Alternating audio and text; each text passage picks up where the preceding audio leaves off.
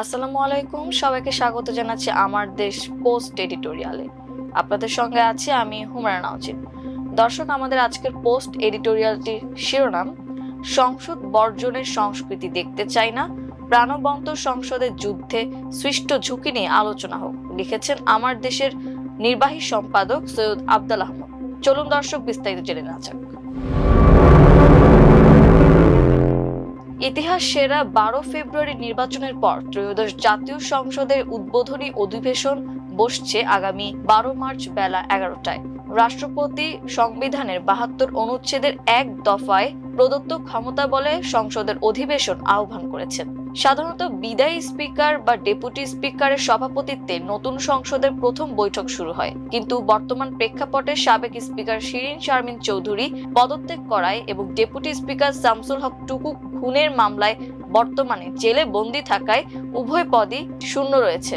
এই বিশেষ পরিস্থিতিতে সংসদের কার্যপ্রণালী বিধির 5 বিধি অনুযায়ী নতুন স্পিকার নির্বাচিত না হওয়া পর্যন্ত রাষ্ট্রপতি প্রধানমন্ত্রীর পরামর্শক্রমে তার মনোনীত কোনো সদস্য অধিবেশনের প্রথম সভায় সভাপতিত্ব করতে পারেন। অধিবেশনের শুরুতেই সংসদের প্রথম কাজ হবে নতুন স্পিকার ও ডেপুটি স্পিকার নির্বাচন করা।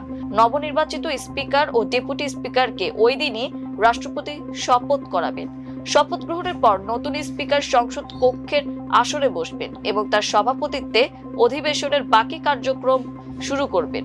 অধিবেশন পরিচালনার জন্য স্পিকার নির্দিষ্ট সংখ্যক প্যানেল অব চেয়ারম্যানের নাম ঘোষণা করবেন। সংসদীয় রীতি অনুযায়ী বিশিষ্ট ব্যক্তি ও সাবেক সংসদ সদস্য যারা মারা গেছেন তাদের স্মরণে শোক প্রস্তাব উত্থাপন এবং গ্রহণ করবেন। এরপর অন্তর্বর্তী সরকারের সময়ে জারি করা বিভিন্ন গুরুত্বপূর্ণ অধ্যাদেশ অনুমোদনের জন্য সংসদে পেশ করা হবে।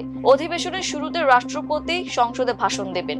সংবিধান অনুযায়ী প্রতি নতুন সংসদের প্রথম অধিবেশনে এবং প্রতি বছরের প্রথম অধিবেশনে রাষ্ট্রপতির এই ভাষণ দেওয়ার বাধ্যবাধকতা রয়েছে। অধিবেশন শুরুর আগে গঠিত কার্য উপদেষ্টা কমিটির একটি বৈঠক হতে পারে এবং সেখানে অধিবেশনের সময়সীমা ও অন্য আলোচ্য বিষয় নির্ধারণ করা হবে। গত 12 ফেব্রুয়ারির নির্বাচনে বিএনপি নিরঙ্কুশ সংখ্যাগরিষ্ঠতা পেয়েছে এবং দলটির চেয়ারম্যান তারেক রহমান ইতোমধ্যে সংসদ নেতা এবং জামায়াত ইসলামীর আমির ডক্টর শফিকুর রহমান বিরোধী দলীয় নেতা হিসেবে নির্বাচিত হয়েছেন। নির্বাচনে বিএনপি এককভাবে 209টি আসন, জোটগত 212, জামায়াত ইসলামী 68টি আসন, জোটগত 77টি, জাতীয় নাগরিক পার্টি এনসিপি 6টি, স্বতন্ত্র 7টি এবং অন্যান্য দল 7টি আসন পেয়েছে। ত্রয়োদশ জাতীয় সংসদ যেন একটি কার্যকর ও শক্তিশালী সংসদে পরিণত হতে পারে সেজন্য দেশের মানুষ সেদিকে তাকিয়ে আছে। কারণ শেখ হাসিনার 15 বছর শাসন আমলের সংসদ রাবার স্ট্যাম্পের সংসদ বা একদলীয় সংসদ হিসেবে ছিল। 2014, 2018 ও 2024 সালে নির্বাচনের নামে প্রহসন করা হয়। জাতীয় নির্বাচন তদন্ত কমিশন তাদের তদন্ত রিপোর্টে এই নির্বাচনগুলোকে সুপরিকল্পিত ও সাজানো নাটক হিসেবে আখ্যায়িত করেছে। ফলে ওই ভুয়া নির্বাচনের মাধ্যমে গঠিত 2014 সালের 10ম সংসদকে বিনা ভোটের সংসদ, 2018 সালের 11শ সংসদকে রাতের ভোটের সংসদ এবং 2024 সালের 12শ সংসদকে ডামি প্রার্থীর সংসদ হিসেবে বলা হয়। তদন্ত কমিশন ওই 3টি নির্বাচন বাংলাদেশের গণতান্ত্রিক ইতিহাসের এক কলঙ্কজনক অধ্যায় হিসেবে বর্ণনা করেছে। পতিত শেখ হাসিনা আমলের অভিজ্ঞতার পরিপ্রেক্ষিতে দেশের মানুষ চাচ্ছেন এমন স্বৈরাচারী একদলীয় সংসদ যেন আর না হয়। তারা আশা করছেন নতুন সংসদের সরকারি ও বিরোধী দল উভয়ই যেন দায়িত্বশীল ভূমিকা পালন করে। সুন্দর নির্বাচনের প্রেক্ষাপটে গঠিত ত্রয়োদশ সংসদ যেন জন আকাঙ্ক্ষা অনুযায়ী কাজ করে। সেক্ষেত্রে সরকারি দলের প্রধান দায়িত্ব যেন হয় সংসদকে তুচ্ছ জ্ঞান না করে সেটিকে সব আলোচনার কেন্দ্রবিন্দুতে পরিণত করা। নির্বাহী বিভাগ বা মন্ত্রিসভাকে সংসদের কাছে দায়বদ্ধ রাখা। মন্ত্রীরা যেন সংসদে এমপিদের প্রশ্নের সঠিক ও বস্তুনিষ্ঠ উত্তর দেন। বিভিন্ন মন্ত্রণালয় সম্পর্কিত স্থায়ী কমিটিগুলোর যেন শক্তিশালী হয়। বিশেষ করে সরকারি হিসাব কমিটি বা অনুমিত হিসাব কমিটির মতো গুরুত্বপূর্ণ কমিটির প্রধান হিসেবে বিরোধী দলের সদস্যদের সুযোগ দেওয়া একটি ইতিবাচক চর্চা হতে পারে। কোনো বিল বা আইন পাশ করার সময় বিরোধী দলের যৌক্তিক সংশোধনী বা প্রস্তাবগুলো যেন গুরুত্বের সঙ্গে বিবেচনা করা হয়। গণতন্ত্রের শক্তিশালী বিরোধী দল হলো গভর্নমেন্ট ইন ওয়েটিং। তাদের ভূমিকা শুধু বিরোধিতা করা নয়, বরং ছায়া সরকার হিসেবে কাজ করা। অতীতে বাংলাদেশের সংসদ বর্জনের যে সংস্কৃতি ছিল তা থেকে বেরিয়ে এসে সংসদের প্রতিটি অধিবেশনে সক্রিয়ভাবে অংশগ্রহণ করা উচিত বিরোধী দলকে। সরকারের ভুল ত্রুটির শুধু সমালোচনা না করে বিকল্প প্রস্তাব যেন বিরোধী দল পেশ করে, ভালো হলে তাদের প্রস্তাবটি যেন সরকার গ্রহণ করতে পারে। জনগণের দাবি ও সমস্যাগুলো সংসদের ফ্লোরে জোরালোভাবে তুলে ধরতে হবে। প্রতিটি মন্ত্রণালয়ের কাজের ওপর নজর রাখতে হবে। অভিজ্ঞ সদস্যদের দিয়ে ছায়া মন্ত্রিসভা বা শ্যাডো ক্যাবিনেট গঠন করা যায়, যা সরকারকে স্বচ্ছ থাকতে বাধ্য করবে। স্পিকারকে সব দলের প্রতি সমান আচরণ করতে হবে এবং বিরোধী দলকে কথা বলার পর্যাপ্ত সময় দিতে হবে। সংসদ সদস্যদের আইন প্রণয়ন ও বাজেট বিশ্লেষণে সহায়তার জন্য সংসদ সচিবালয়কে রাজনৈতিক প্রভাবমুক্ত ও আধুনিক করতে হবে। সার্বিকভাবে সরকারি দল যদি বিরোধী দলকে প্রতিপক্ষ না ভেবে সহযোগী মনে করে এবং বিরোধী দল যদি শুধু বিরোধিতার খাতিরে বিরোধিতা না করে গঠনমূলক ভূমিকা রাখে, তাহলেই ত্রয়োদশ সংসদ প্রাণবন্ত এবং একটি সত্যিকারের কার্যকর সংসদ হিসেবে আত্মপ্রকাশ করতে পারবে। আমাদের সামনে শহীদ প্রেসিডেন্ট জিয়াউর রহমানের শাসনামলে 1979 সালের সংসদটি উদাহরণ হিসেবে রয়েছে। ওই সংসদকে এ যাবৎকালের সবচেয়ে প্রাণবন্ত সংসদ হিসেবে বলা হয়ে থাকে। সরকার ও বিরোধী দল উভয়কে মাথায় রাখতে হবে, আগে দেশের স্বার্থকে প্রাধান্য দিয়েই সংসদে তারা কাজ করবেন, এমন মানসিকতা থাকতে হবে। তেমনি সংসদের বাইরেও জাতীয় ইস্যুতে ঐক্যমত্য থাকতে হবে। বড় কোনো সংকটের সৃষ্টি হলে সর্বদলীয় সভা ডেকে দেশের স্বার্থে সিদ্ধান্ত নিতে হবে। একে অন্যের প্রতি ব্যক্তিগত আক্রমণ বা কুরুচিপূর্ণ ভিন্ন মতকে ব্যক্তিগত শত্রুতা হিসেবে না দেখার সংস্কৃতি গড়ে তুলতে হবে, যেটা রাজনৈতিক শিষ্টাচারের মধ্যে পড়ে।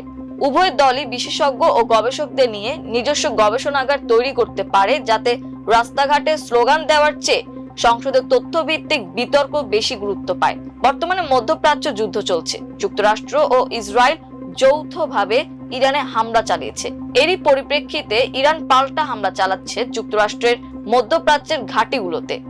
আসন্ন ত্রয়োদশ সংসদে এই বিষয়টির ওপর একটি সংক্ষিপ্ত আলোচনা করে বাংলাদেশের সম্ভাব্য সংকট মোকাবিলায় করণীয় ঠিক করা যায়। প্রধানমন্ত্রী তারেক রহমান নিজেই বিষয়টি সংসদের নজরে আনতে পারেন। অর্থনৈতিক ঝুঁকি মোকাবিলায় এটা ভালো হতে পারে। যুদ্ধের অজুহাতে অসাধু ব্যবসায়ীরা যাতে পণ্যের দাম না বাড়াতে পারেন, সেই লক্ষ্যে সংসদ থেকেও কঠোর আইন প্রয়োগের হুঁশিয়ারি আসতে পারে। অর্থাৎ সংসদকে শুধু রাজনৈতিক বিতর্কের মঞ্চ না বানিয়ে জাতীয় সংকট সমাধানের কেন্দ্রবিন্দু করা হয়, সেটাই সবার প্রত্যাশা। বর্তমানে মধ্যপ্রাচ্য ইরান এবং ইসরায়েল যুক্তরাষ্ট্র জোটের মধ্যে যুদ্ধ চলছে।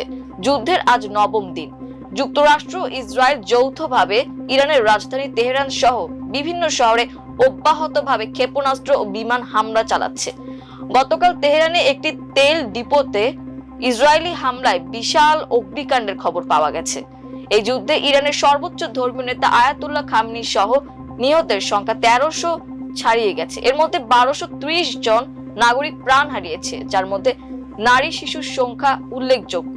ইরানও প্রতিবেশী দেশগুলোয় অবস্থিত মার্কিন সামরিক স্থাপনা এবং ইসরায়েলের অভ্যন্তরে ড্রোন ও ক্ষেপণাস্ত্র হামলা চালিয়ে যাচ্ছে। ইরান দাবি করেছে যুদ্ধের পর থেকে তারা বেশ কয়েকজন মার্কিন সেনাকে আটক করেছে। প্রেসিডেন্ট ট্রাম্প ইরানকে নিঃশর্ত আত্মসমর্পণের আহ্বান জানালেও ইরান ঘোষণা করেছে তারা ন্যায়ের পক্ষে যুদ্ধ চালিয়ে যাবেন। এই যুদ্ধ শুধু মধ্যপ্রাচ্য এবং উপসাগরীয় অঞ্চলকেই নয়, বাংলাদেশ সহ বিভিন্ন দেশকেও বিপদের মধ্যে ফেলে দিয়েছে। যুদ্ধের কারণে বাংলাদেশের জন্য কয়েকটি বড় ধরনের বিপদ ও ঝুঁকি তৈরি হয়েছে। বাংলাদেশ প্রয়োজনীয় জ্বালানি তেলের সিংহভাগ মধ্যপ্রাচ্যের তথা সৌদি আরব, কাতার, ইউএই থেকে আমদানি করে থাকে।